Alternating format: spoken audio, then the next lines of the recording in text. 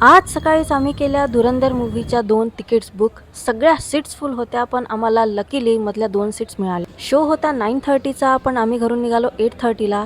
म्हटलं मध्ये जाता जाता काहीतरी खावं आणि आम्ही एका फूड कोर्टला थांबलो. तिथे गेल्यावर आम्ही जसं तुम्हाला दिसतंय हे सगळं ऑर्डर केलं, सगळं मस्त खाल्लं, फस्त केलं, पोट भरलं आणि आम्ही नंतर निघालो थिएटरला जायला. एस्केलेटर बंद होतं, त्यामुळे ते एस्केलेटर चढून यावं लागलं आणि त्यामुळे खूप दम लागला. मूव्ही बघायची एक्साइटमेंट इतकी होती की सगळ्यात पहिले तिथे आम्हीच जाऊन पोहोचलो. जसं तुम्ही बघू शकता तिथे कुणीच दिसत नाही आहे.